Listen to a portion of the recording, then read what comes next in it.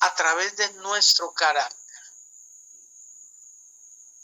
Esto implica que nosotros, los seres humanos, debemos reflejar a Dios en su capacidad moral, en su capacidad creativa y en su capacidad relacional. Voy a repetir. El ser imagen y semejanza significa que representamos a Dios a través de nuestras vidas, manifestamos su carácter. Esto quiere decir que nosotros, como hijos de Dios, debemos reflejarlo a Él en nuestra capacidad moral, o sea, ser santo, en nuestra capacidad creativa, no para crear porque Él ya lo hizo todo en la creación, sino para ese cuidado. Y en la parte relacional, en cuanto al trato y el amor que debemos tener para con el prójimo. Cuando dice que somos semejanza con Dios, no es que físicamente nos parecemos a Dios, sino que somos semejantes a Él en el propósito y en la autoridad que Él nos ha delegado. Por eso cuando nosotros leemos bien Génesis capítulo número 1, sobre todo el verso 28 en adelante, y los bendijo Dios y les dijo: fructificad y multiplicaos, llenad la tierra y sojuzgadla, ejerced potestad sobre los peces del mar, las aves de los cielos y todas las bestias que se mueven sobre la tierra. Básicamente está diciendo o manifestando su propósito para lo creado y la autoridad que nos delegó a cada uno de nosotros. ¿Cómo se hace aquí una aplicación de la cosmovisión en este pasaje? O sea, nos enseña que la vida suya, mía, la vida humana, tiene dignidad y tiene propósito. Porque usted y yo somos creados a imagen de Dios. Cuando hablamos de dignidad es porque somos semejantes a Él. Y cuando hablamos de propósito es esa facultad que Él nos dio, gracias al parecernos a Él en cuanto a la mayordomía que ha puesto delante de cada uno de nosotros. Ahora, esto afecta básicamente en cuanto a la justicia. En la medida en que usted entienda esto, usted va a ser más justo. Usted va a entender los derechos que tienen las demás personas y va a valorar la ética del trabajo. No olviden que si hay alguna pregunta, la podemos ir haciendo. Repito entonces, en la medida que hacemos una aplicación de una cosmovisión divina conforme la Biblia lo establece, se ve afectada la justicia. Entonces usted y yo vamos a tener un discernimiento para poder establecer lo recto, lo íntegro, lo puro, y hacer a un lado todo aquello que no compete al Señor, al reino y al ser humano. En cuanto a los derechos humanos o los derechos de los demás, aprendemos también a valorar, porque cada uno, en este caso nosotros como iglesia, tenemos una labor dentro del cuerpo de Cristo. Y vamos a dar el valor conforme Dios ha dado un don, un talento o un ministerio a alguien. Y no vamos a crear una jerarquía, no vamos a crear o vamos a dar relevancia, sino que entendemos que cada uno, conforme Dios en su inmensa sabiduría decidió otorgar a usted y a mí como miembro de un cuerpo, vamos a respetar eso que el Señor le entregó. Una manera muy básicamente especial para comprender eso. En cuanto a esos derechos, ustedes no sé si se acuerdan que en el libro de los Números, Coré, que era familiar de Moisés y de Aarón, se rebeló y quiso pisotear los derechos de Moisés y de Aarón, y quiso levantar a todo Israel en contra de ellos. Precisamente no tuvo una cosmovisión bíblica, cristiana, y atentó contra ellos, porque no solamente habló mal de ellos, sino que se rebeló. Y entonces Dios, para enseñarle a Israel la importancia de la cosmovisión y de lo que Él ha determinado, cómo hay que respetar su cosmovisión, o sea, su pensamiento, sus decisiones, operó con Coré y su familia, como usted y yo hemos leído. Los apartó, Moisés empezó a orar, la tierra se abrió y se tragó vivos a Coré y toda su familia. De igual manera, aprendemos a valorar la ética del trabajo. Entendemos que cada uno tiene habilidades, tiene cualidades que tenemos que respetar. Algo que he aprendido con los años es lo siguiente. Nosotros pensamos, por ejemplo, que alguien que entiende las matemáticas como que es más inteligente o superior a otra persona.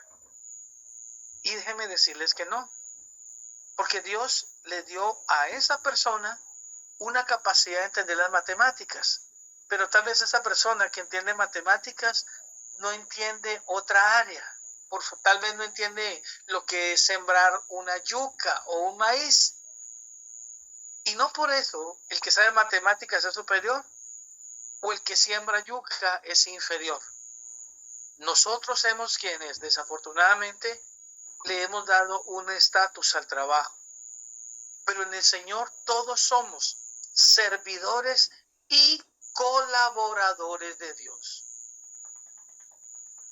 Una persona que atiende el recibir a los hermanos es igual de valioso tal vez a aquel que da una enseñanza a los niños o a los jóvenes, solo que en su trabajo, en lo que Dios le llamó, opera de manera distinta, pero el mismo Espíritu quien está obrando, el mismo Señor es quien está haciendo esa obra a través de esa persona. Cuando usted y yo entonces tenemos una cosmovisión tal cual el Señor ha establecido, entendemos que necesitamos de todos.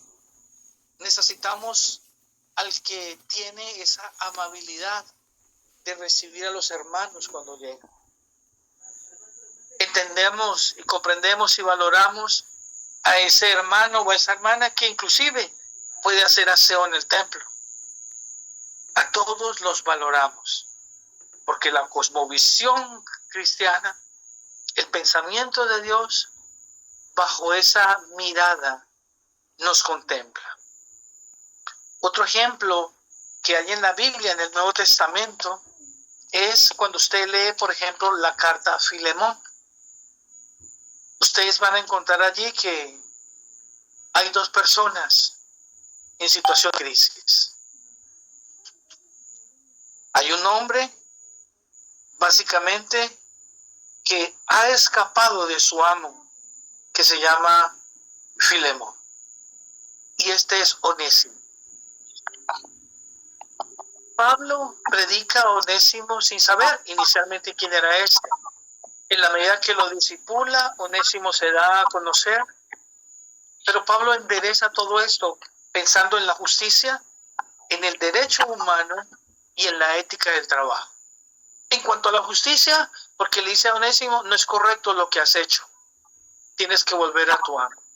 En cuanto a los derechos humanos, le está diciendo, no te preocupes, porque yo formé a Filemón y él recibió el mismo discipulado que tú has recibido. Y por lo tanto, él te va a valorar ahora como antes no lo hizo, porque la verdad de Dios, el evangelio, la buena nueva, te ha puesto en el lugar de imagen y semejanza de Dios.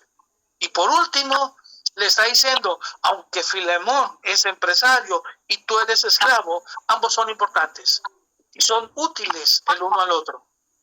Esta carta es la que nos da mucha luz, por ejemplo, en cuanto a esto y cómo el pensamiento tiene que ser transformado y debe ser renovado. ¿Alguna pregunta?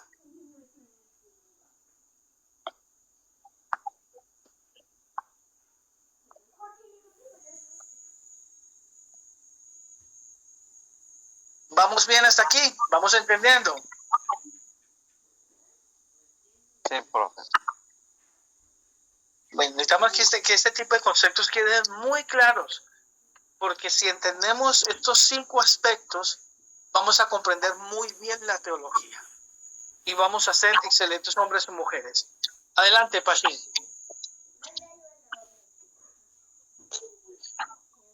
Sí, profe, importante temas que estás abordando. Estoy escuchando y estoy analizando cómo interpreta el texto bíblico en relación a los derechos humanos y cómo se interpreta la filosofía humana en temas de los derechos humanos. Hay teorías donde enfocando en los derechos humanos apoya a la homosexualidad y todo su sistema. Entonces, eso fundamenta en el derecho humano, pero desde la mente humana, pero la teología en sí apoya de otra manera. Solamente eso estoy analizando. Gracias. Muy importante ese acercamiento. Les voy a decir por qué. Porque una cosa son los derechos humanos desde la perspectiva natural y otra es los derechos humanos desde la perspectiva bíblica. Es muy distinta, muy distante. De hecho, me agradaría profundizar un poquito en esto, porque nos va a ayudar mucho.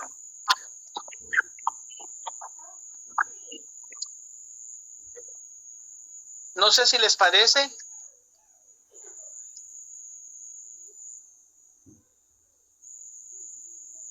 O nos saltamos esto.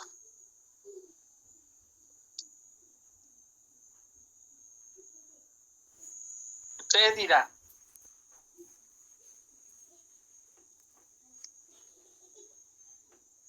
O sea, hablar un poquitico de los derechos humanos desde la perspectiva natural y otros desde la perspectiva bíblica. Doctor, abordemos lo que entre más lo podamos exprimir, más aprendemos.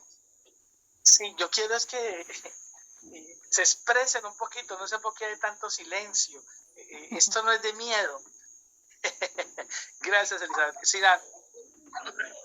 Profe, como ya dijo el superintendente, nuestro reverendo, verás, es de suma importancia conocer la realidad, porque hay muchos derechos, verás, un sinfín de números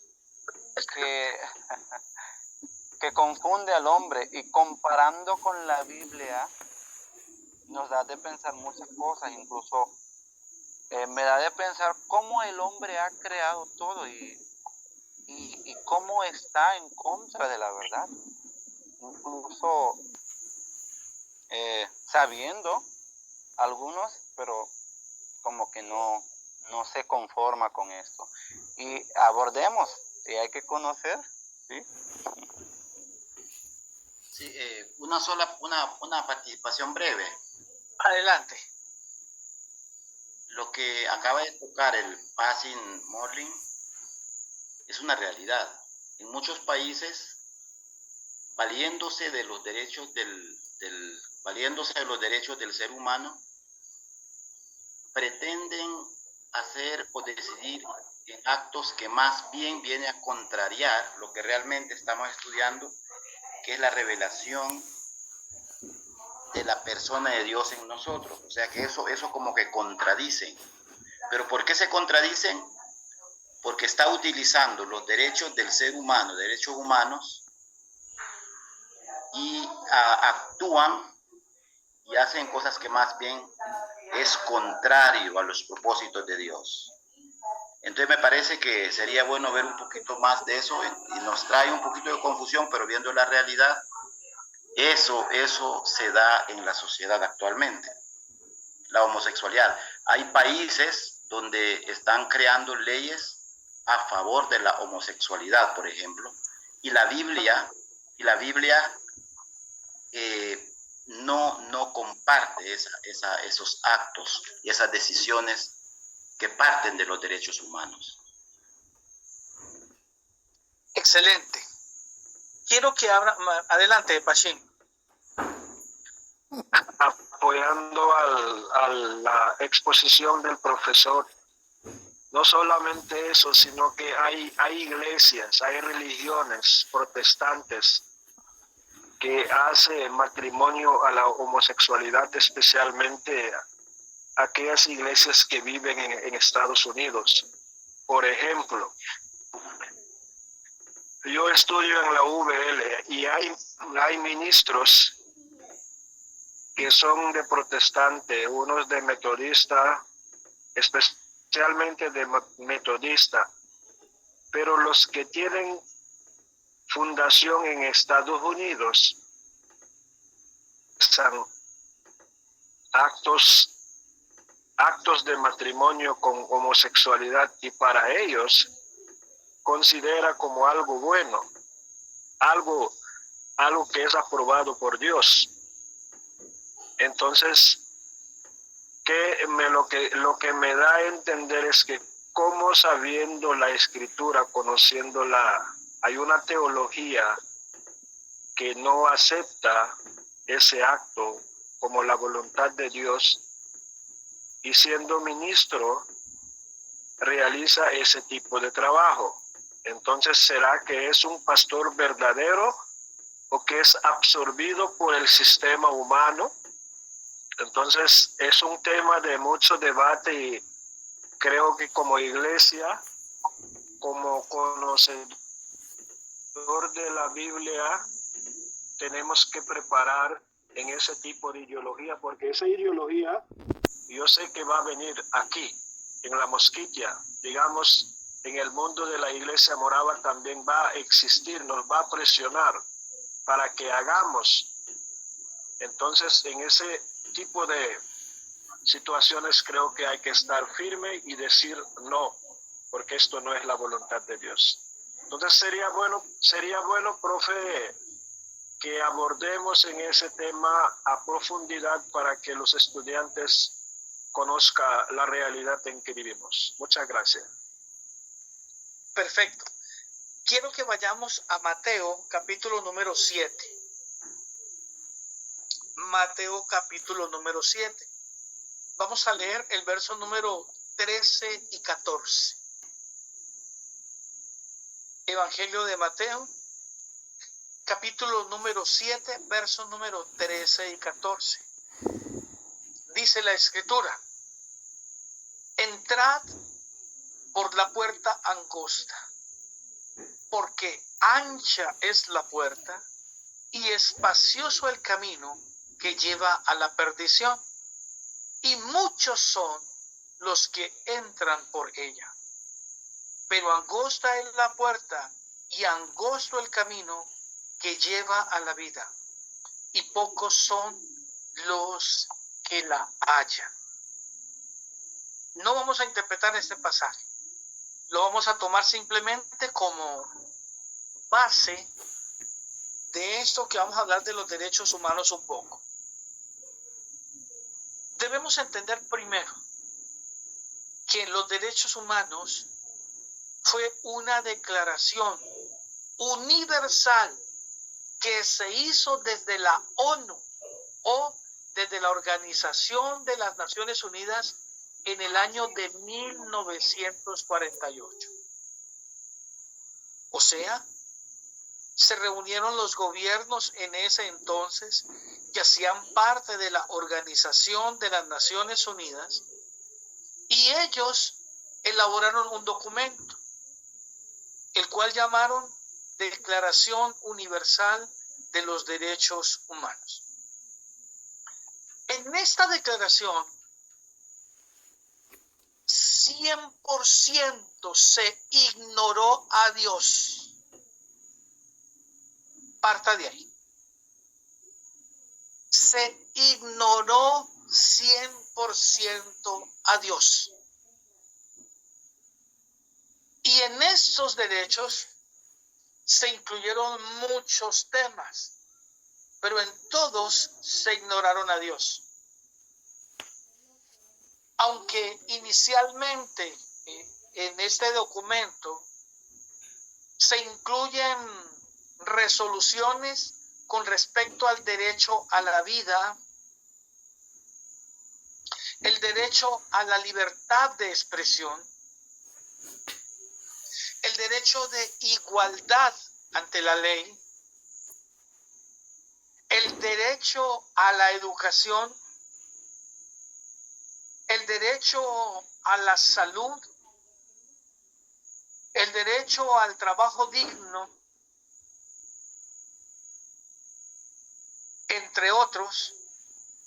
Pero esto proviene de una ética, de una filosofía y de una evolución de las sociedades sin temor a Dios.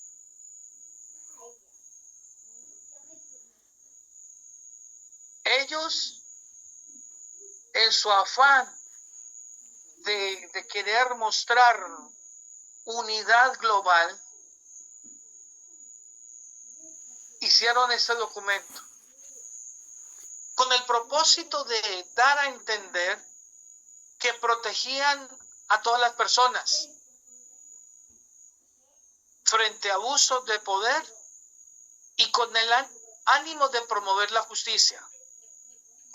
Pero al hacer esto, esta ética que ellos manifestaron, esta filosofía y esta evolución de las sociedades, repito, lo hicieron desde la experiencia humana.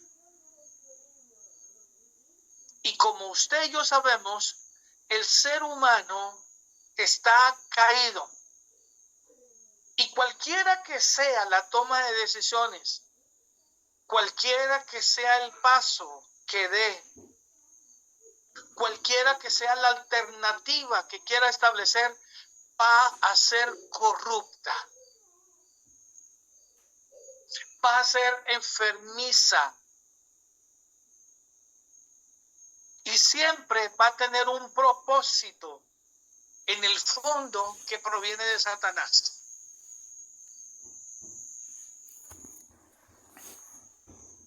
Por ejemplo, el problema de igualdad. Hablando de la homosexualidad.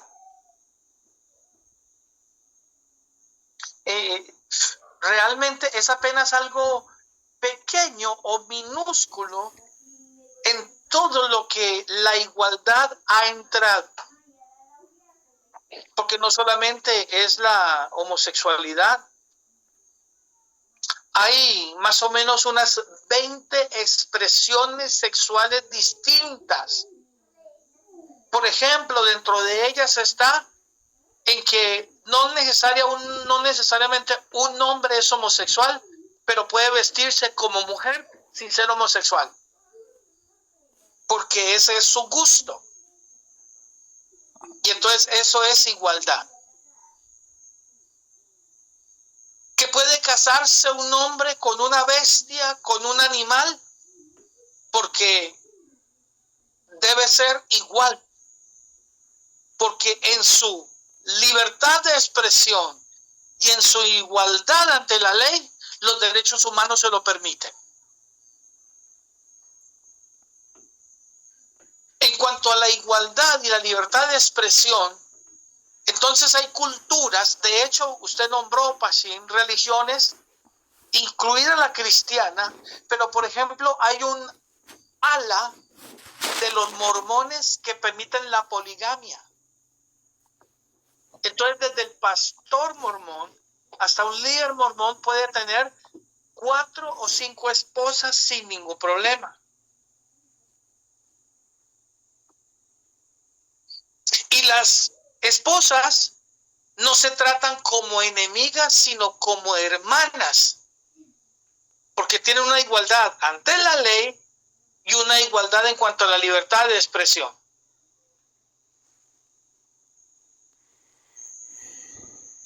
Pero aunque no lo crean, la iglesia cristiana ha caído en esto, no solamente en el área de homosexualidad o lesbianismo. Miren, algo hablamos la semana pasada de esto. ¿Qué hacemos con un hombre que ha tenido 5, 6 o 7 esposas, solamente que ha durado 6 meses o 1 año con cada una de ellas? Y al final decide casarse con la 8ª, 9ª o 10ª esposa que ha tenido. Y con esta sí decide casarse, pero después de que vivió una vida adúltera y estando dentro de la iglesia. Y nosotros lo casamos porque ahora sí decidió convertirse, porque ahora sí decidió arrepentirse y porque ahora sí parece ser que se volvió responsable.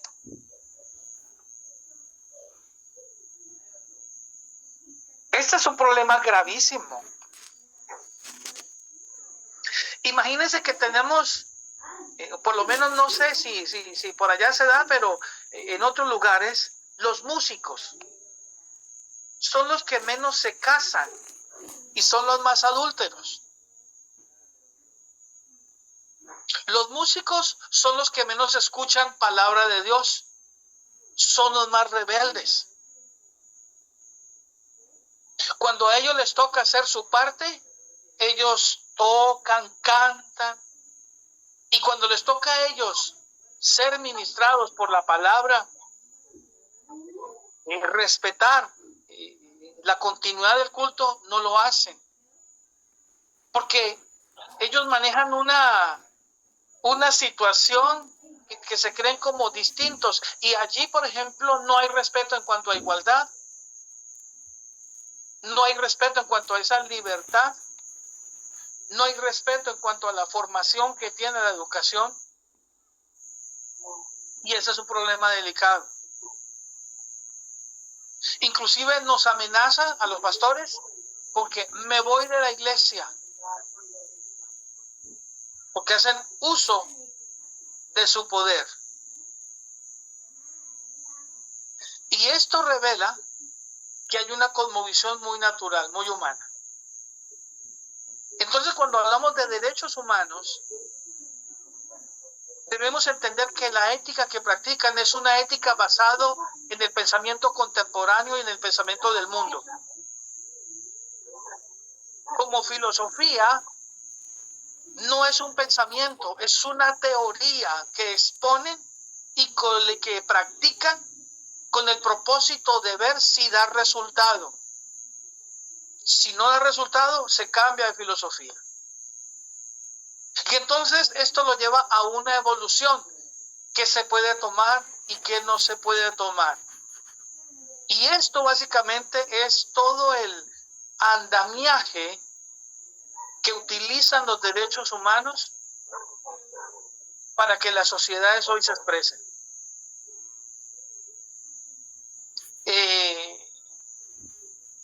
En la parte de la violencia, por ejemplo, se captura a una persona que era asesino, que no tuvo jamás compasión, no tuvo jamás amor de sus víctimas. Lógicamente, pues no, porque los asesinó, pero lo hacía inclusive de manera muy horrible. Y cuando es capturado y lo tratan con cierta rudeza, entran los derechos humanos y dicen que por favor lo traten con cuidado por el respeto a la vida. Y este hombre o esta mujer no respetó la vida de nadie. Cuando usted ve eso, entiende que hay una cosmovisión de caos, una cosmovisión pecaminosa y una cosmovisión que finalmente está infundada desde los infiernos. Si hablamos sin ser políticos, los derechos humanos, tal vez esta declaración ha sido de los documentos más dañinos en los últimos 60 o 70 años. Y nos tienen donde nos tienen.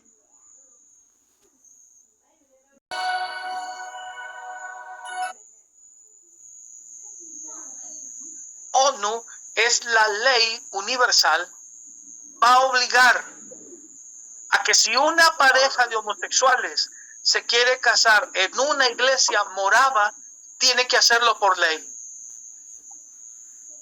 Aunque no profesen la fe cristiana, pero por cumplimiento a la ley y por el respeto a la libertad de expresión, por el respeto a la igualdad a la ley, por el respeto al derecho a la educación, está obligado a hacerlo. Si no lo hace, pierde su personalidad jurídica o se va a la cárcel. Y ahí la iglesia tiene que tener claro qué hacer.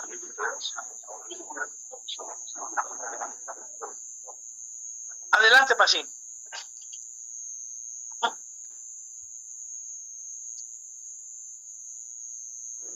Adelante, Ta.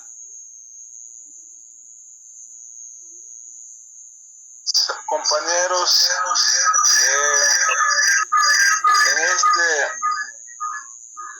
en este espacio quiero preguntarle algo, doctor, disculpando la intervención, pero sí, como estamos en clase, puede ser que mi pregunta sea otra, pero sí me gustaría preguntarle, como nosotros como moravos, Iglesia Moravo, tiene sus reglamentos, sus culturas, doctrinas, y etcétera. Entonces, habiendo este tipo de igualdad de ¿cómo se llama? De derechos, si una persona, si pudiera casarse así en una iglesia morava, los reverendos o pastores que dirige esa iglesia, puede ser que no lo acepte. Entonces, hay un derecho que avala bíblicamente a una persona que no sea de género, lo que pensamos nosotros. Hay homosexuales que pudiera casarse así, hombre con hombre, en una iglesia. Entonces, ahí quiero preguntarle si hay un texto que pueda avalar a esa homosexualidad. Sí, disculpando la intervención. No existe ni un solo texto que avale esto. El texto más cercano en cuanto a esta situación en el Antiguo Testamento es que había que apedrearlo y quemarlo. Así de sencillo. En el Nuevo Testamento hay que entregarlo a Satanás. Entonces, en ninguno de los casos, tanto en el Antiguo como en el Nuevo, tiene parte en el reino de los cielos. Imposible.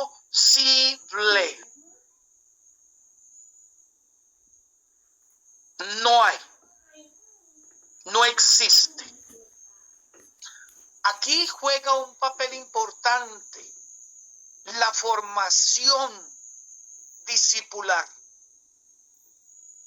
Cuando hay fundamento bíblico, la Biblia dice que la palabra limpia, que tal vez hay alguno con deseo de seguir ese camino perverso. Si usted da la palabra, primero, pidiendo al Señor, segundo, con su integridad plena, y tercero, con la exposición de la verdad, la palabra va a limpiar al tal. Si la persona desea persistir en su inclinación, va a abandonar la iglesia. No va a tener cabida, porque no la indiferencia nuestra, la santidad de Dios reflejada a través de ustedes se encargará de expulsar eso, sin que ustedes sean indiferentes, solo viviendo en la santidad, sin tener usted que agredir, utilizar indirectas, sino solo su estilo de vida va a ayudar a que esto no llegue.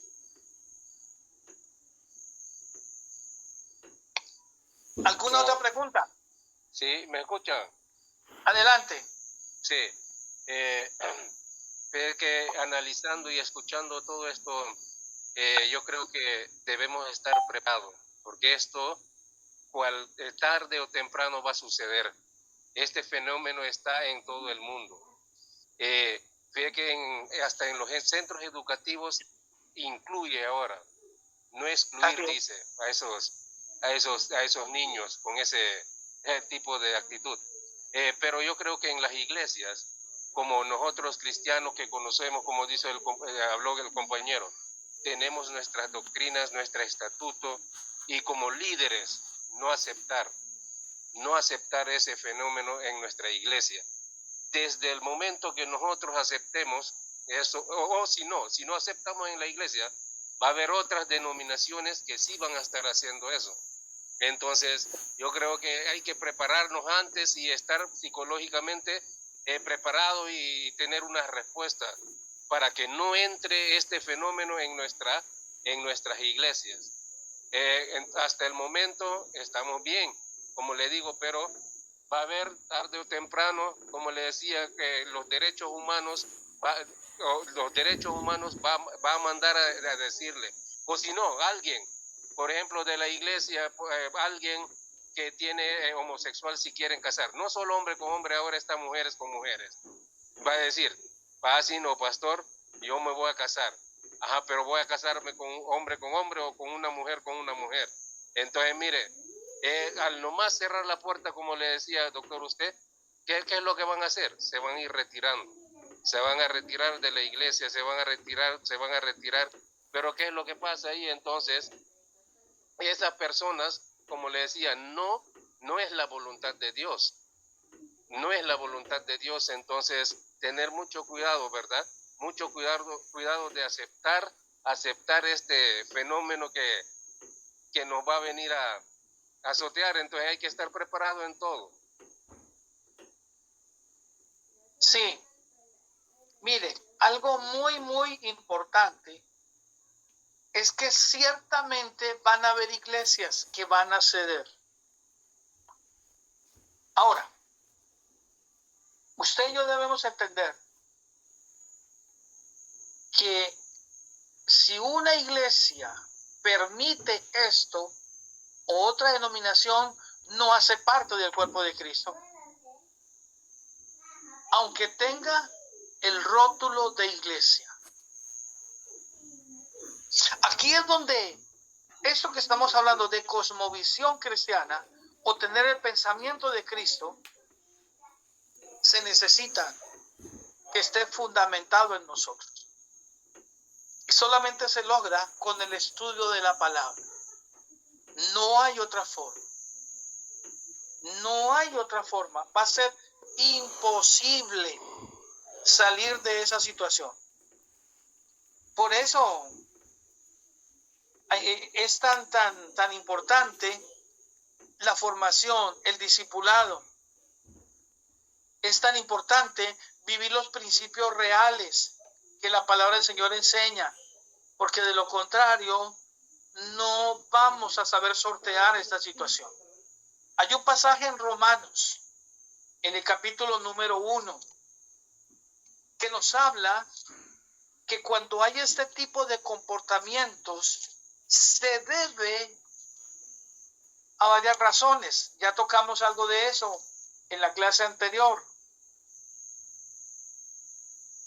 Pero la Biblia dice en Romanos 1:24 que una de las maneras que Dios deja ver que está con ira es que las personas cambian su comportamiento moral.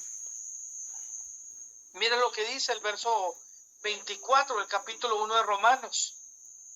Por lo cual también los entregó Dios a la inmundicia en los apetitos de sus corazones, de modo que deshonraron entre sí sus propios cuerpos.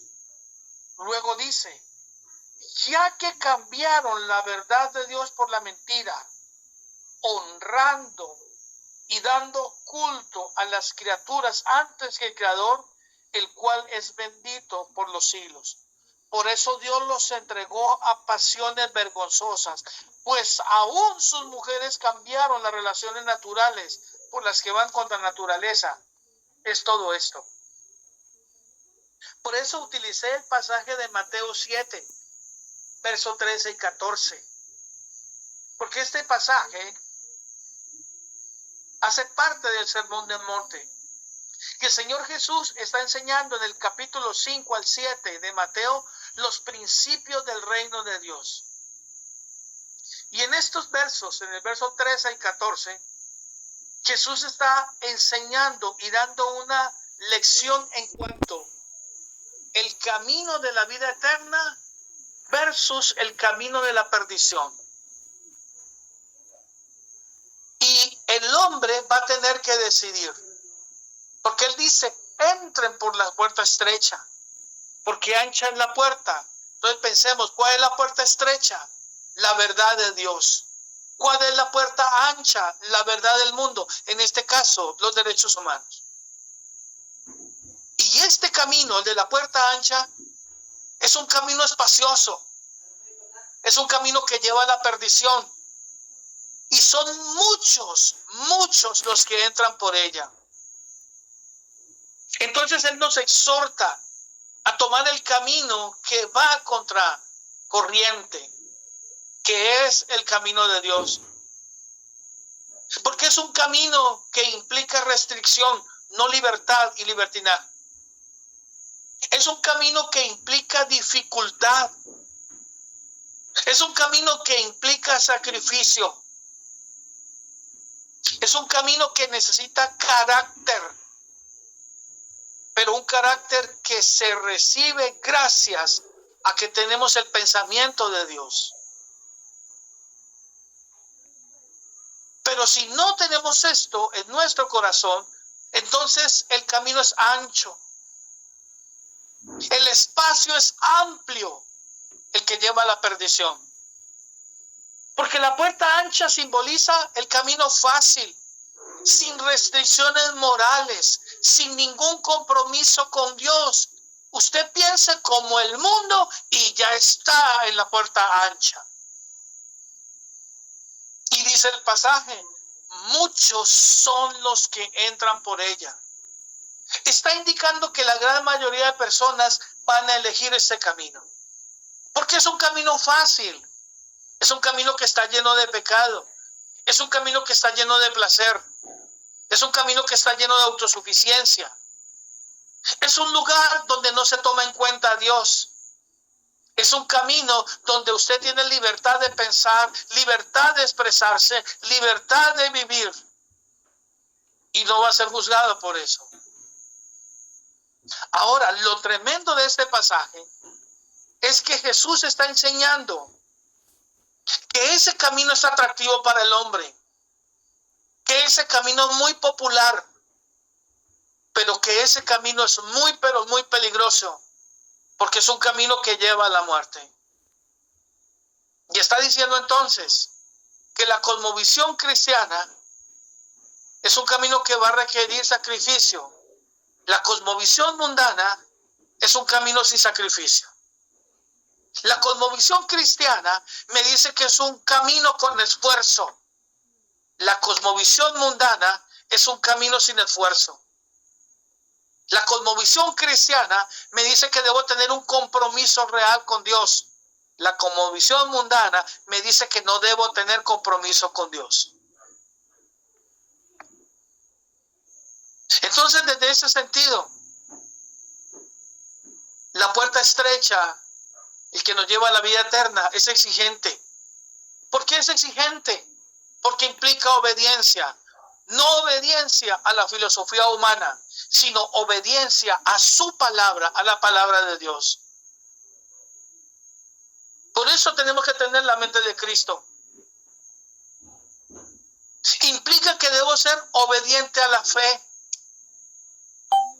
Implica que no va a ser fácil para la carne, porque la carne va a querer rebelarse, porque la carne quiere lo fácil. Pero por eso Pablo en Romanos dice, ofrezcámonos en sacrificio vivo. Y hay algo interesante que debo resaltar aquí. Jesús es ese camino, es esa puerta, porque lo dice Juan 10:9. Yo soy la puerta. El que por mí entrare será salvo. Dice que angosto el camino que lleva a la vida. Entonces el camino cristiano implica dificultades. Y en cuanto a leyes, ojo con lo que voy a decirles, va a implicar persecución. Va a implicar dificultades, va a implicar pruebas. Por eso Jesús, más adelante en Mateo 16, verso 24, preste mucha atención a este pasaje. Él dice, si alguno quiere venir en pos de mí, niéguese a sí mismo, tome su propia cruz y sígame. Derechos de Dios. Los derechos humanos, ¿qué le dice? No vaya detrás de Dios, viva como se le dé la gana y no tiene que tomar ninguna cruz, sino disfrute de los placeres de la vida.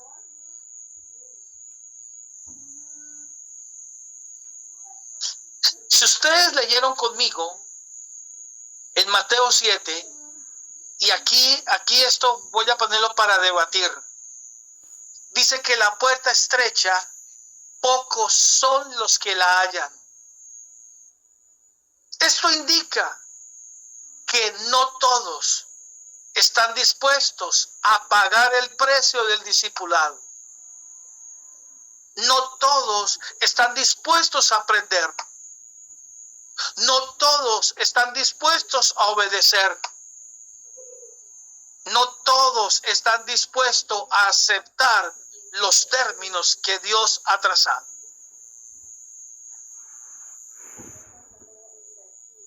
Si hacemos una aplicación teológica a eso, básicamente Jesús está diciendo, tomen una decisión. No podemos permanecer neutrales. Hay una elección porque hay dos caminos. La puerta angosta y la puerta ancha. Y estamos hablando de derechos humanos. La puerta ancha se llama derechos humanos.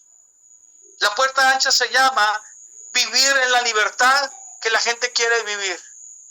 Acomodar las leyes aunque se desafíe la ley de Dios. El camino que Dios quiere es un camino de esfuerzo, es un camino de compromiso. Y esto tiene que quedar claro. Seguir a Cristo implica sacrificio. pero la recompensa es la vida eterna. Hay una lucha entre el camino del mundo y el camino de Dios. Es muy atractiva la puerta abierta, la puerta ancha, la puerta amplia. Y creo que podríamos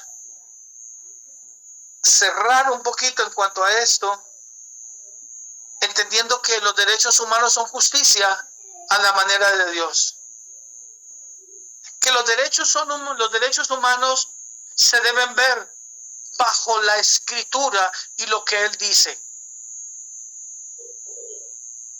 No es un derecho desviarse moralmente. No es un derecho ser irresponsable. No es un derecho vivir como se quiere. Eso se llama pecado. De igual forma, la cosmovisión, como les decía, me ayuda a tener una ética de trabajo. Y entonces voy a valorar al hermano que tiene un talento que aparentemente es sencillo, pero que es indispensable para que la gloria de Dios se manifieste. Y entonces el hermano o la hermana que limpia las sillas, si lo hace para gloria del Señor, tiene un lugar especial, porque está haciendo un trabajo que es para el Señor. ¿Alguna pregunta? Pondamos un poquito ahí en los derechos humanos.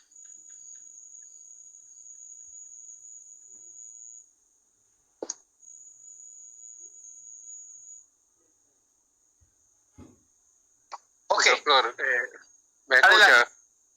escucha? Cuando estaba viendo donde dicen las puertas estrechas y anchas, había un hombre que se había muerto, falleció. Entonces el hombre lo lleva, el ángel viene y lo lleva y le enseña, le dice, hay dos puertas, hay dos, como una casa, dice, hay dos casas. Lleva en la primera y lo abre la puerta y le dice, le queda viendo, mire ahí, dice, y todo mundo en fiesta, bailando, bebiendo, mujeres y todo. El hombre queda viendo. Ajá, bueno, está bien, le dice, ¿lo viste? Sí, dice, bueno, ok, vamos en el otro. Lleva en el otro, abre la puerta y mira que están ahí alabando a Dios, predicando y todo. Y le dice el ángel, ¿lo viste bien? Sí, dice. Entonces, ¿dónde quiere quedarse? Le dice.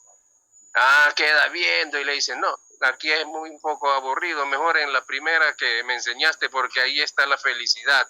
Le dice, ¿estás seguro? Le preguntó 3 veces. Sí, le dice, bueno, pues vamos, le dice, regresa otra vez, abre la puerta y mira ahí, el hombre se asustó porque todos los que estaban ahí alegres, quemándose con fuego y todo. El hombre asustado le dice, no, mejor déjeme en el otro. No, usted quería esto, entonces lo empujó y lo tiró ahí. Entonces, mire, es fácil, está fácil escoger uno. Si en realidad, si cambiamos nuestra vida, estar fiel con Dios. Fiel con Dios, algo sencillo, pero es una reflexión que nos da. Gracias. Mire, la teología sistemática me enseña a disfrutar de la vida cristiana. Nosotros tenemos que entender que ser cristianos no es la cosa más horrible que nos ha pasado. Es la voluntad de Dios en cuanto al hombre caído y ser rescatado por él. Es disfrutar de cada detalle, de cada cosa que esté relacionada con el reino. No es siquiera vivir por vivir o querer vivir moralmente guardado para ganarme el cielo. No, es entender que ahora Dios está en nosotros y que todo lo que hacemos es para su gloria. Él vive en nosotros, ha decidido morar en nosotros. ¿Qué mayor placer o felicidad puede haber ante esto? Entonces nosotros vamos a disfrutar de hacer justicia.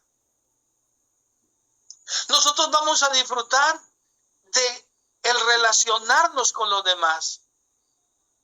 Nosotros vamos a gozarnos de la labor que hace otro. Partiendo de este primer ejemplo, de la aplicabilidad de la cosmovisión cristiana en nuestras vidas. Vamos a anhelar que el otro desarrolle su talento, su don o su ministerio, porque voy a ser beneficiado. Voy a disfrutar porque sé que la decisión que tome en base a la justicia que opera en mí ahora, gracias al conocimiento de Dios, va a ser conforme a la voluntad de Dios. Voy a contarles un pequeño testimonio de algo que tuve que vi que pasó en mi matrimonio. Cuando yo estaba en un punto de enamoramiento con quien es mi esposa hoy, con mi esposa, y un día me dice ella, por una llamada telefónica, y si yo tuviera una cicatriz en el cuerpo, ¿me amarías igual? Entonces yo le dije, no solamente la amaría, sino que esa cicatriz la trataría con cuidado, porque entendería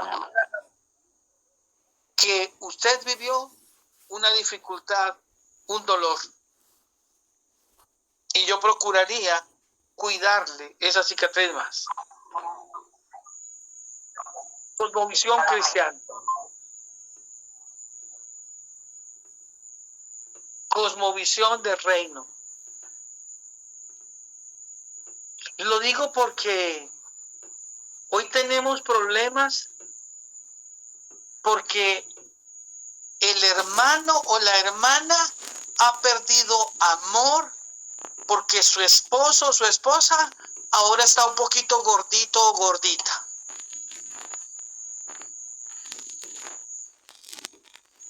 Nada que ver con la justicia divina.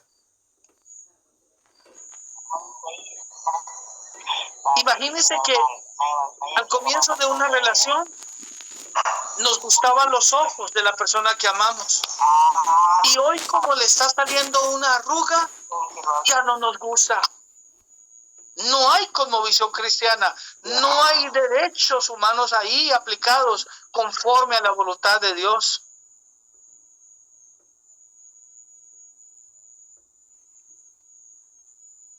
Sigamos avanzando. El ejemplo número 2 tiene que ver con Jesús y la ética del reino. Página número 14. Mateo 6:33 dice: mas buscad primeramente el reino de Dios y su justicia.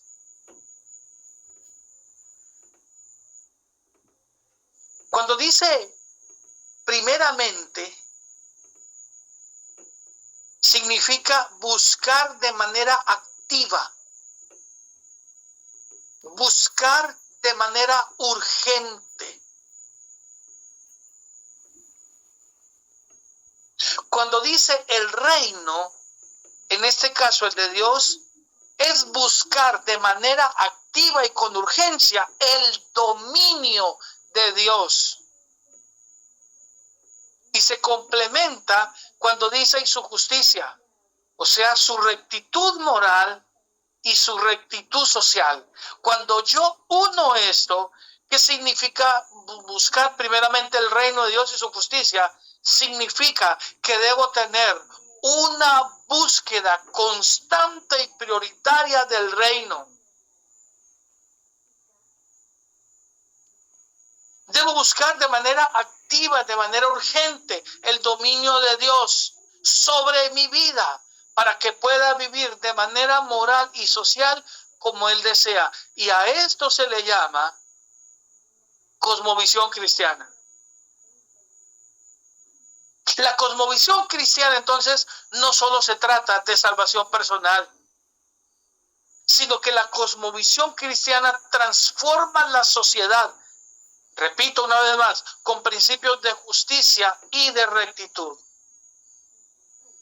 Y esto hay que aplicarlo en todos los ámbitos, en la política, la economía, relaciones o derechos humanos, porque este principio guía a los creyentes, a nosotros, en que tengamos una buena interacción con el mundo sin contaminarnos, sin dañarnos.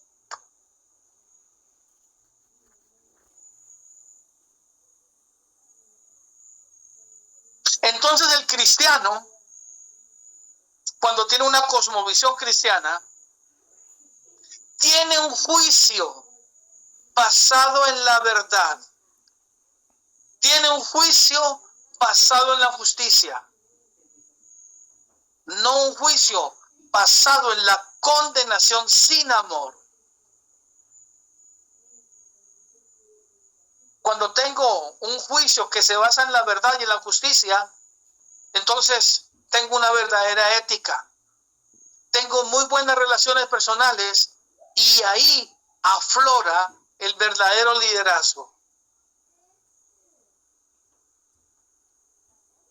Lo que me enseña o lo que nos enseña entonces que la cosmovisión cristiana en la teología sistemática no es tener conocimiento de algunas teorías, sino que se encarga de modelar, de transformar la vida diaria. Esto significa aplicar de manera correcta las escrituras, aplicar de manera correcta su enseñanza, aprender a distinguir la ética divina, la justicia divina, el trabajo divino, las relaciones divinas y la cultura divina.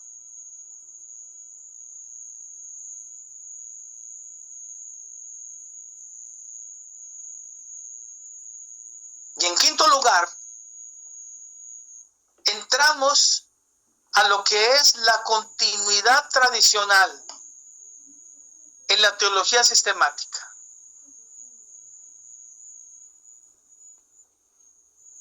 ¿Hay alguna pregunta antes de entrar a ese quinto punto? ¿O quedó claro?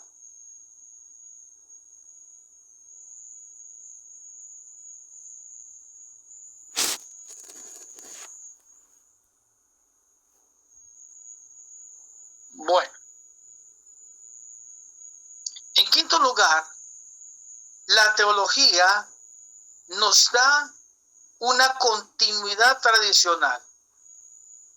¿Qué significa esto? Se refiere a que las doctrinas y las enseñanzas de la fe cristiana deben ser, por favor esto márquenlo, preservado, transmitido, aplicado a lo largo del tiempo, sin perder su esencia ni desviarse de la verdad bíblica original. Entonces, cuando hablamos de tradición, no hablamos de comportamiento cultural. Cuando hablamos de tradición en teología sistemática, estamos hablando de doctrina y enseñanzas de la fe que deben ser preservadas. A doctrinas y enseñanzas de la fe que deben ser transmitidas. A doctrinas y enseñanzas de la fe que tienen que ser aplicadas todo el tiempo. Y a doctrinas y enseñanzas de la fe que no pueden perder su esencia. No se pueden desviar de la verdad bíblica original. En otras palabras, siempre va a ser la misma. No hay modernidad, no hay evolución, no hay transformación. No podemos permitir que ese pensamiento de que es que hoy hay cultura moderna y tenemos que adaptarnos. No, señores. La palabra de Dios es y será para siempre. Permanece tal cual Dios la brindó. Y por lo tanto, hay que darle continuidad. A eso se le llama preservar. Cuando el Señor dice, nosotros somos la sal de la tierra, está haciendo referencia a esto, a la continuidad tradicional. Porque la sal se utiliza para preservar. Y cuando dice, vosotros sois la sal de la tierra, usted preserva la doctrina y la enseñanza de fe. Usted transmite la doctrina y la enseñanza de fe tal cual fue desde el principio. Y usted aplica la doctrina y la enseñanza de fe tal cual el Señor desea que usted y yo lo vivamos. A eso se le llama continuidad tradicional.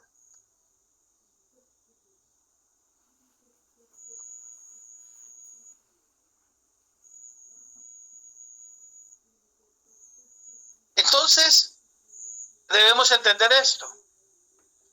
La continuidad tradicional no significa una resistencia al cambio. Es una fidelidad a la revelación de Dios a través de los siglos, evitando desviaciones doctrinales. ¿Qué quiere decir esto? ¿Hay cambios? Claro que los hay. Hoy nos enfrentamos a la tecnología, hoy nos enfrentamos al desarrollo en todas las ciencias, y eso es un cambio. Pero esos cambios no significa que nosotros debemos ser infieles a la revelación de Dios. Por el contrario, esos cambios permiten que usted y yo seamos más fieles a esa revelación de Dios que dio antes, con el propósito de evitar desviaciones doctrinales.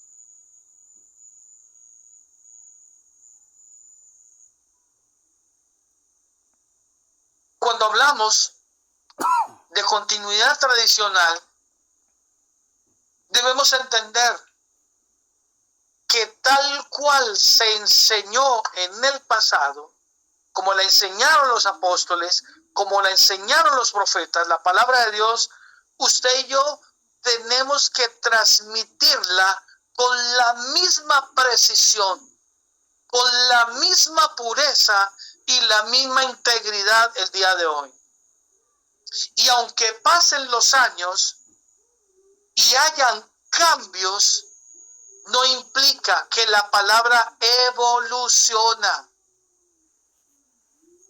La palabra de Dios no cambia.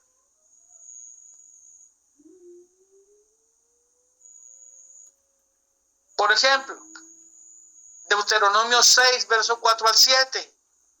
En uno de sus apartes dice, oye Israel, Jehová nuestro Dios, Jehová uno es, y amarás a Jehová tu Dios con todo tu corazón. Lo que nos está diciendo es que nosotros no solamente tenemos que escuchar, sino que tenemos que obedecer de manera activa. Pero también nos dice que tenemos que enseñar de manera diligente. Y esto va a sonar un poquito raro, pero esto es una verdad. Implica repetir con intención. Mire, algo con lo que sufre hoy muchas personas y sobre todo los predicadores modernos es que ellos quieren dar nuevas versiones o nuevas revelaciones. Y déjenme decirles que esto no es así. Lo que el Señor mostró, ya mostró. Y usted y yo tenemos es que repetir lo que la palabra inicialmente dijo. No podemos transformar cosas. No podemos llevarlas a una evolución que el Señor no pide, no demanda. Y que no fue su objetivo al dar la palabra de Dios. Entonces tenemos que transmitir tal cual Él lo dijo desde el principio. Hay que darle una continuidad a la enseñanza que nos dieron, en este caso, para la iglesia de hoy, los apóstoles y los profetas. Porque el fundamento de la iglesia está establecido en lo que los apóstoles y los profetas predicaron, en lo que ellos enseñaron y de la manera como ellos hicieron básicamente sus discipulados.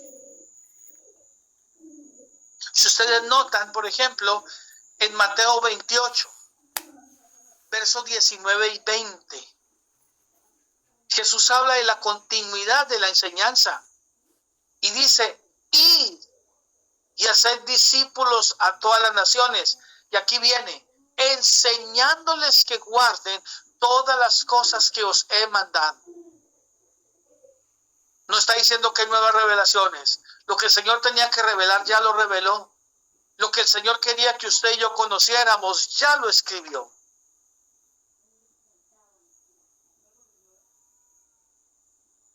Entonces Él nos dice, aquí en la continuidad, en cuanto a la enseñanza, hacer discípulos. Eso es una continuidad, hermanos. Hacer discípulos. Eso es una continuidad que tiene que ser tradicional.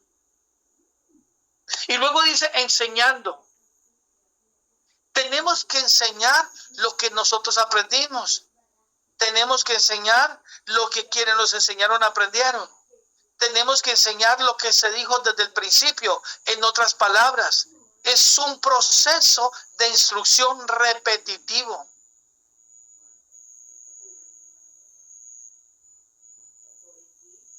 Ahora, si notan, en ese pasaje que leímos de Mateo 28, 19 al 20, Jesús cierra diciendo, para que guarden todas las cosas que os he mandado.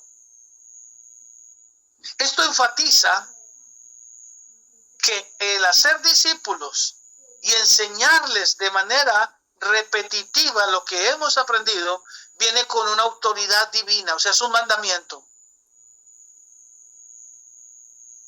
Esto que acabamos de leer es un mandamiento, no es una sugerencia, no es una posibilidad, no es si le parece. Hay que hacerlo a la manera que el Señor lo ha establecido. Entonces Jesús establece aquí una continuidad en la enseñanza que los apóstoles deben mantener. Implica una formación continua de discípulos también, asegurando la transmisión fiel de la doctrina. Entonces la gran comisión tiene un objetivo súper importante. ¿Cuál es? Enseñar la palabra sin alteraciones. Esto garantiza la fidelidad doctrinal a lo largo de los siglos.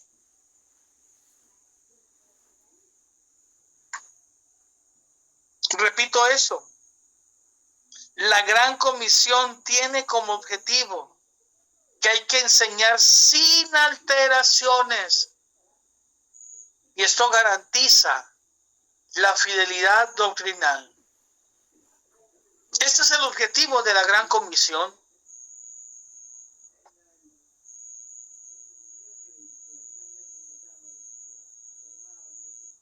¿Qué pasa cuando no enseñamos conforme a la continuidad tradicional. En la página número 16 de su material hay una cita bíblica allí, Colosenses 2:8, y dice: mirad que nadie os engañe por filosofías y huecas sutilezas. ¿Qué está diciendo? Que nadie los engañe por amor por la sabiduría, o sea, por querer saber más. Un deseo que a veces, cuando se malinterpreta, nos saca de la fidelidad a la Escritura. En este contexto, amor por la sabiduría implica enseñanzas que se desvían de la verdad. También se traduce como vanidad. Enseñanzas que no tienen un significado real. Enseñanzas que son sutiles. Enseñanzas que solo presentan filosofías y por lo tanto son huecas.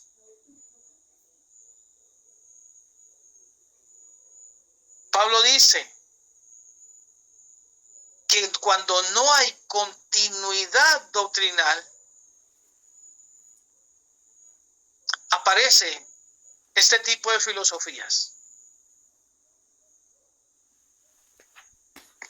Y entonces todo este tipo de filosofías lo que van a hacer es distorsionar la verdad que el Señor ha revelado.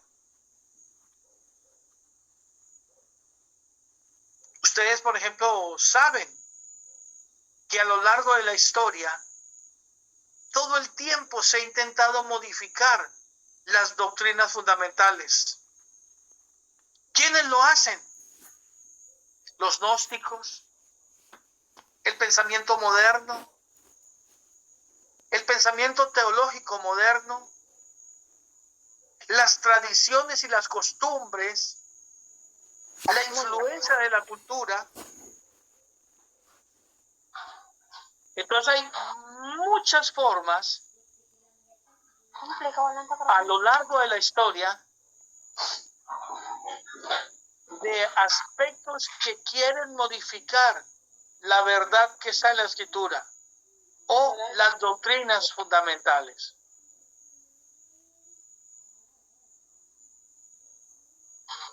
Es muy importante entonces que en este punto la enseñanza bíblica sea doctrinal.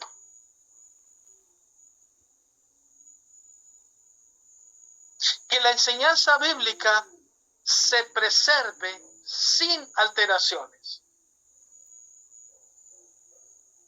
Y que éstas se sostengan a través del tiempo.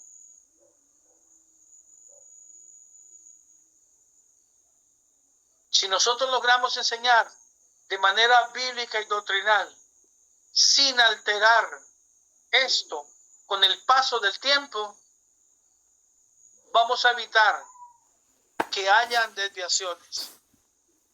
Y por lo tanto, vamos a mantener la esencia del mensaje cristiano.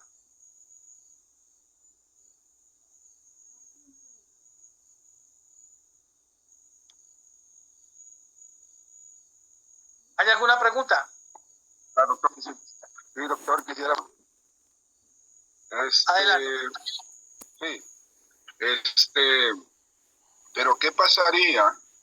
Porque hay personas que dicen de que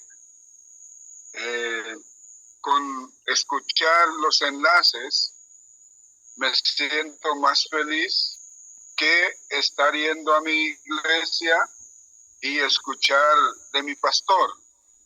O sea, para ellos prefieren más escuchar los enlaces que la palabra de lo que se predica su pastor.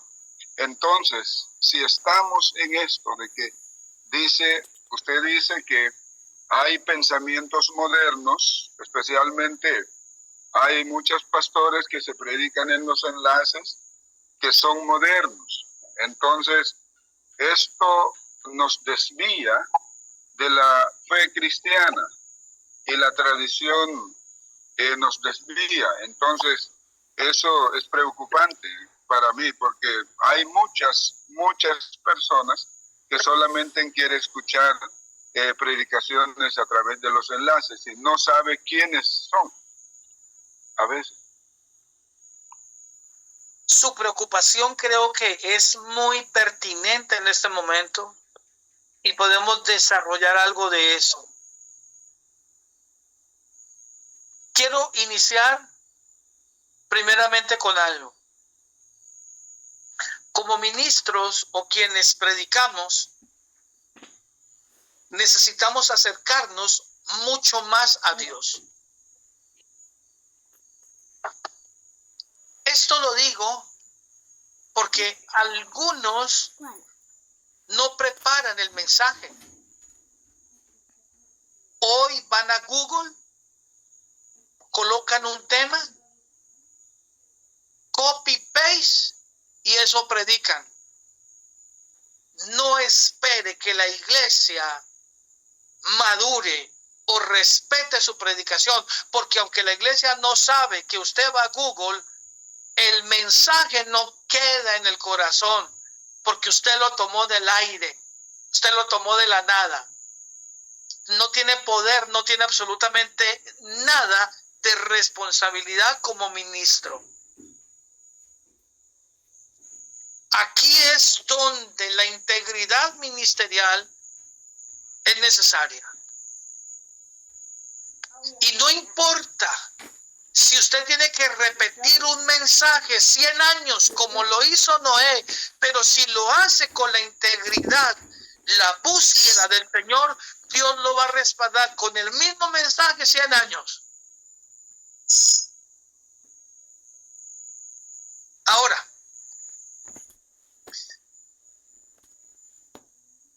hay algo muy importante también para notar.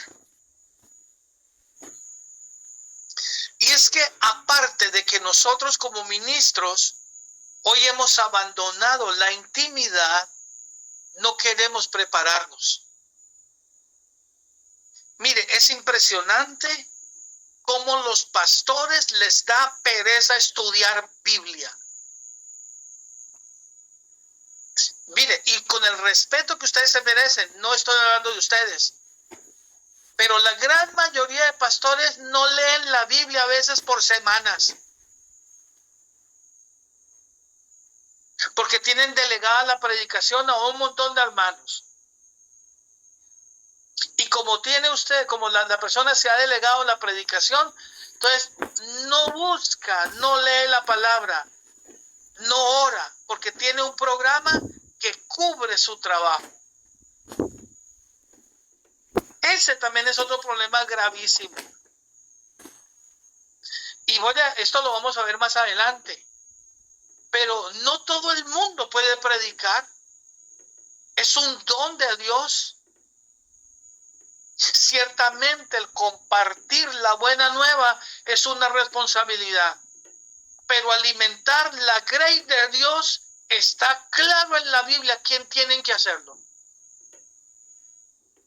No sé si ustedes se acuerdan, en el libro de los Hechos, en el capítulo 6, ha crecido el grupo de hermanos. Y entonces se levanta una multitud y va donde los apóstoles y les dicen, estamos viviendo unas injusticias, porque algunos hermanos servidores están atendiendo mejor a las mujeres hebreas que a las mujeres griegas. Y le dicen a los apóstoles, por favor, ¿por qué no hacen ustedes esto? Oiga, Pedro se levanta, preste atención, y dice lo siguiente, voy a leer el pasaje. Hechos 6, capítulo número 1. Hechos 6, verso número 1, dice, en aquellos días, como crecía el número de los discípulos, hubo murmuración de los griegos contra los hebreos, que las viudas de aquellos eran desatendidas en la distribución diaria. Entonces los 12 convocaron a la multitud de los discípulos y dijeron: mire, no es justo que nosotros dejemos la palabra de Dios para servir a las mesas. El ministro tiene que estar dedicado a la palabra de Dios. El ministro tiene que estar pegado a la Biblia todo el tiempo, porque para eso lo llamó Dios. Si usted tiene el don de maestro, si tiene el don de pastor, está mucho más obligado a pegarse a la escritura. Porque Dios le ha dado a usted ese talento, le ha dado ese don, lo ha llamado para eso. Entonces Pedro dice: no es justo que nosotros dejemos la palabra de Dios para ir a servir a las mesas. ¿Qué dice Pedro? Buscad pues, hermanos, de entre vosotros a 7 hombres de buen testimonio, llenos del Espíritu Santo y de sabiduría, a quienes encarguemos de ese trabajo. Estos hermanos se iban a dedicar a eso, no a predicar, a servir a las mesas. Verso 4.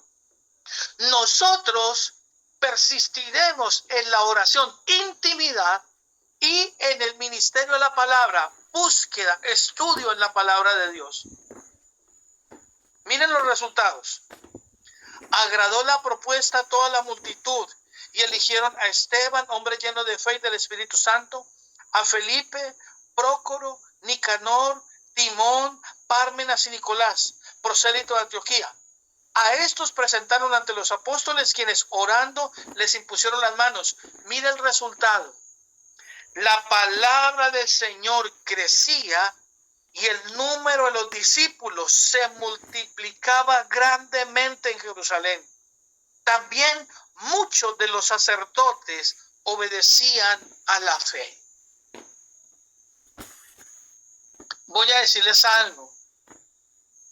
Cuando usted tiene buena intimidad con Dios, cuando un ministro está en continua intimidad con el Señor y con la palabra, Dios le va a dar mensajes, hermano, que la congregación necesita escuchar para ser alimentada. Y no importa los enlaces, la cantidad de televisión que presenten, así aparezca el super predicador del mundo, su pastor va a ocupar el primer lugar. Porque va a haber una evidencia espiritual. Porque Dios le va a dar a usted, a ustedes, a nosotros, la palabra que la iglesia necesita escuchar. Porque Dios, gracias a la revelación que nos da cuando estudiamos la palabra, su iglesia es la que es alimentada. Su iglesia es la que es sostenida. Y entonces hay muchas iglesias que no son alimentadas, están aguantando hambre, porque quienes deben alimentarlas no la alimentan y tienen que buscar dónde ser alimentadas. Ahora, hay hermanos que definitivamente pues no son de la grey, y esto es difícil también. No tienen esa responsabilidad, no tienen ese compromiso. Y entonces también están comparando a su pastor, están buscándole defectos al pastor, y eso tampoco es bueno. ¿Qué debemos hacer? Recomiendo. Pablo dice, primera carta a Timoteo, hay un pasaje súper hermoso.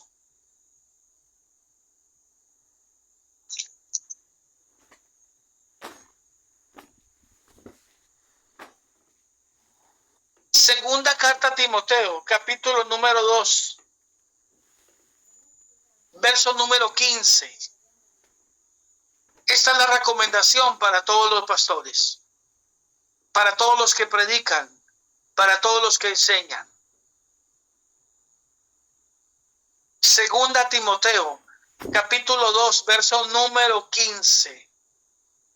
Procura con diligencia presentarte a Dios aprobado, como obrero que no tiene de qué avergonzarse, que usa bien la palabra de verdad. ¿Y qué recomendación le da Pablo a Timoteo? Evita profanas y vanas palabrerías, porque conducirán más y más a la impiedad, y su palabra carcomerá como gangrena. Y ahí coloca dos ejemplos. Así aconteció con Himeneo y Fileto, que se desviaron de la verdad, y habla de una doctrina que enseñaron mal, diciendo que la resurrección ya se efectuó, y trastornaron la fe de algunos. Pero el fundamento de Dios está firme, teniendo este sello. Mire, hermanos, en la medida en que usted es fiel, busque la intimidad, se acerca a la palabra todos los días, este es el sello. Conoce el Señor a los que son suyos, y apártese de maldad todo aquel que invoca el nombre de Cristo.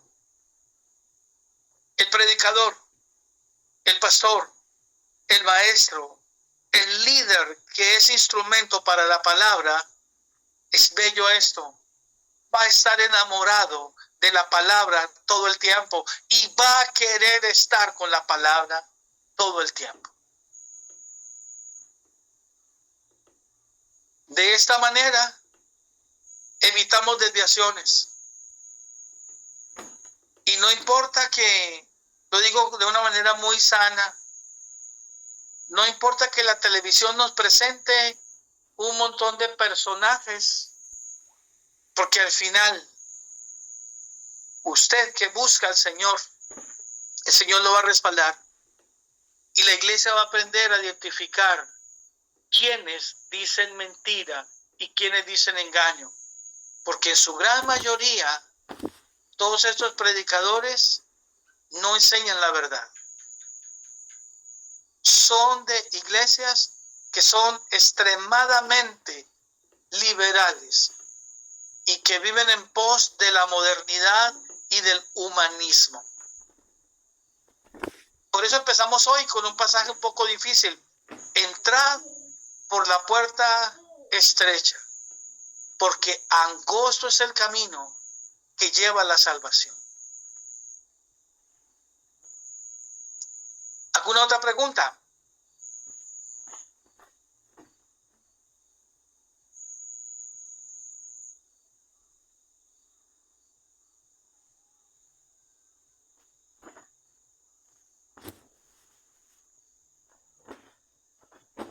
Voy a hacer entonces yo una pregunta. ¿Me están comprendiendo, hermanos? ¿Están tan calladitos? Sí, doctor, yo comprendo. Ha sido una enseñanza, como dice usted, muy difícil, porque para hablar acerca de la persona de doble sexo, ese es algo tremendo, porque se vive dentro de la iglesia, porque hay muchos afeminados dentro de la iglesia, trabajando en la iglesia, y esto es algo difícil, como decía el Passion Morley y el profe Faustino, para podernos salir de este gran compromiso, porque muchos de ellos a veces son líderes de la iglesia, están allí, y eso es tremendo. No sabemos cómo resolvernos. Como decía usted, pues hay que orar mucho, acercarnos mucho a Dios, y el Señor nos va a dar respuesta, porque no solamente en nuestro medio, sino que en muchas iglesias vecinas también están ellos líderes muy grandes. Entonces, este tema me pareció muy importante, porque vivimos. Entonces, con el poder del Señor podemos mejorar nuestra iglesia, nuestras vidas y la vida de los hermanos. Miren, yo fui pastor mis primeros años. Y de hecho, estoy hablando hace 32, 36 años, me llegó una pareja de homosexuales a la iglesia. Estábamos orando para que se convirtieran los borrachos, las prostitutas y los homosexuales. Y empezó entrando una pareja de homosexuales. Cuando entraron, debemos entender que ellos llegaron en su condición de homosexualidad. Empecé a preparar mensajes dirigidos por el Señor que les ayudara y que el Espíritu les convenciera de su pecaminosidad. Pero pasado algún tiempo y ellos seguían lo mismo. Yo le tuve que orar al Señor y un día cualquiera los cité. Y les hablé así como voy a decirles a ustedes. Miren, ustedes son la respuesta de una oración. Pero la respuesta de la oración es que ustedes tienen que cambiar. Y yo veo que no ha pasado nada con ustedes. Estoy predicando la palabra con fidelidad. Estoy hablando de que tuve que confrontarlos. Porque se podía meter un espíritu de engaño a la iglesia a través de esta pareja. Entonces los confronté. Al siguiente domingo estuve predicando y uno de ellos se levantó gritando diciendo: ya no quiero más esta vida. Y le gritó a su pareja: ya no más, yo ahora soy lo que tengo que ser. Me quiero volver al Señor. El otro no quiso. El que quiso se quedó en la iglesia, se arrepintió y cambió. El que no se fue y ellos se separaron. Porque ese era el derecho. Ese era el resultado de lo que estábamos esperando. Puedo decirle que han pasado, hasta donde yo sé, más de 30 años. Y esta persona rehizo su vida. Se organizó y tiene hoy su familia. Diego.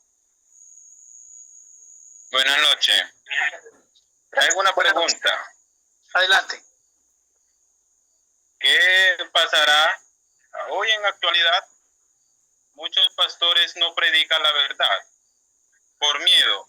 En la Mosquitia, las iglesias traen una reputación.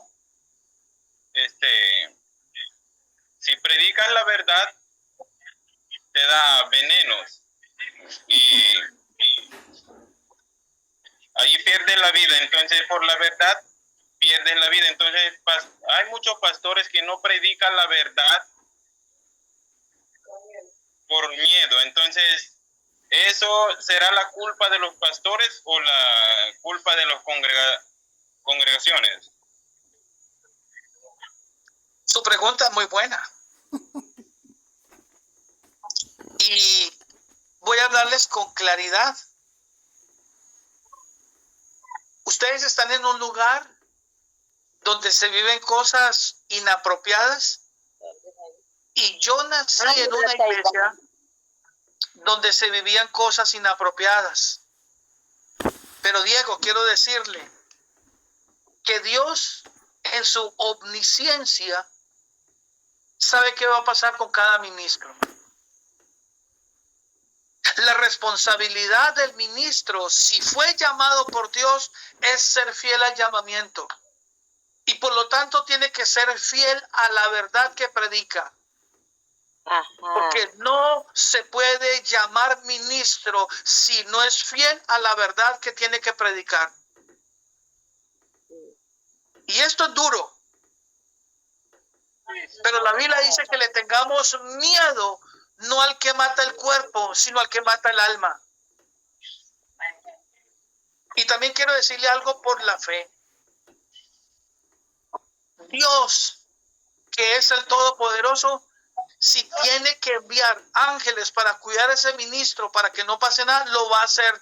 Dios tiene marcado un día para cada uno de nosotros. Así A es. unos de una forma y otros de otra. Pero el ministro tiene que ser fiel. Y eso se lo digo con el corazón en la mano. Tiene que ser fiel. Tiene que ser fiel. Y tiene que ser fiel.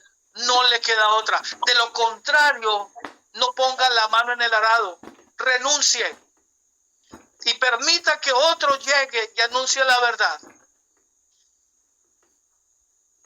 Hay que ser así de fuertes en este momento. Y si ustedes viven en un lugar duro, Dios va a levantar gente más fuerte. ¿Sabe qué le dice Dios a Ezequiel?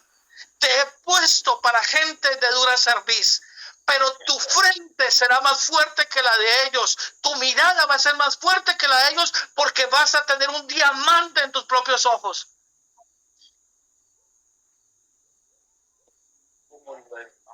Un comentario Adelante. corto. Adelante. Sí, hermanos, yo con todo el aprendizaje que estamos logrando en este proceso, pues podemos darnos cuenta y podemos asegurar de que la iglesia no pretenda hacerlos correr a una persona que tenga tendencia de homosexualidad o de lesbianismo dentro de la iglesia. Seguramente no es la pretensión correrlos, más bien de que apegado a la enseñanza, apegado a la palabra de Dios, que si el pastor o el predicador está apegado en la Biblia, sus enseñanzas, su prédica, estos hermanos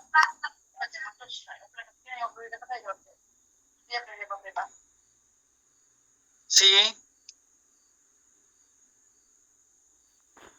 Mire, se le cortó la comunicación, está bien.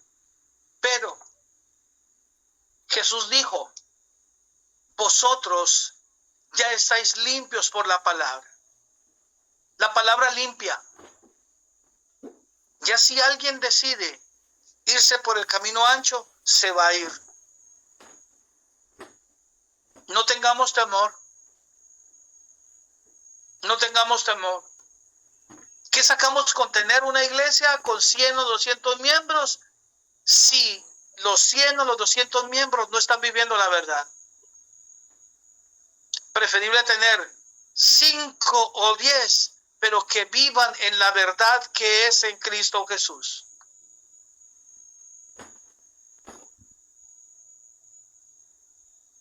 Tenemos que ser fieles.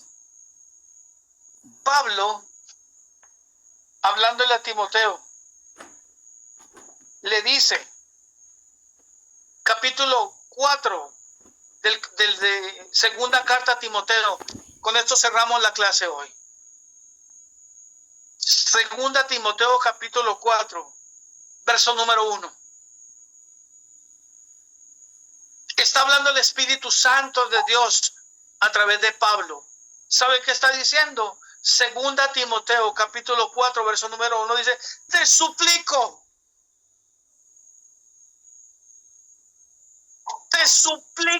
encarecidamente delante de Dios y del Señor Jesucristo, que juzgará a los vivos y a los muertos en su manifestación en su reino. Verso 2, que prediques la palabra, que prediques la palabra, que prediques la palabra, y que instes a tiempo y fuera de tiempo. Redarguye, reprende, exhorta con toda paciencia y doctrina. Eso es lo que Pablo le está recomendando al pastor joven Timoteo.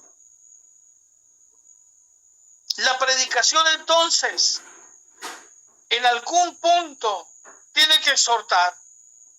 En algún punto tiene que redarguir. Y en algún punto, dice ahí, tiene que, ¿sí ve? Reprender. Y eso hay que hacerlo con toda paciencia. Hay que enseñar constantemente esto. Sé que Dios va a ser un trabajo muy poderoso en la iglesia morava. Lo tengo seguro. Y sé que Dios va a levantar hombres y mujeres con un carácter que ni ustedes mismos pensaban que tenían. Pero sé que Dios va a hacer cosas muy, muy grandes. Y se va a escuchar con los años. Ese verdadero despertar. Y ese verdadero avivamiento que trae predicar la verdad. Les bendigo, hermanos, en esta noche. Damos gracias al Señor. Es muy grato compartir con ustedes este tiempo. Los jueves son un día especial, de verdad que sí. Les voy a enviar en el transcurso de estos días el material nuevo con el que vamos a estudiar. Y vamos para adelante. Sigamos invitando a más hermanos que tengan que ver con la palabra del Señor. Y sé que Dios va a operar. Y sé que la Mosquitia va a vivir un avivamiento. Y sé que vienen grandes cosas. Y va a ser derribado todo antagonismo, va a ser derribada toda maldad. Porque la verdad de Dios va a ser puesta desde cada púlpito y cada ministro va a vivirla. Les deseo una feliz noche.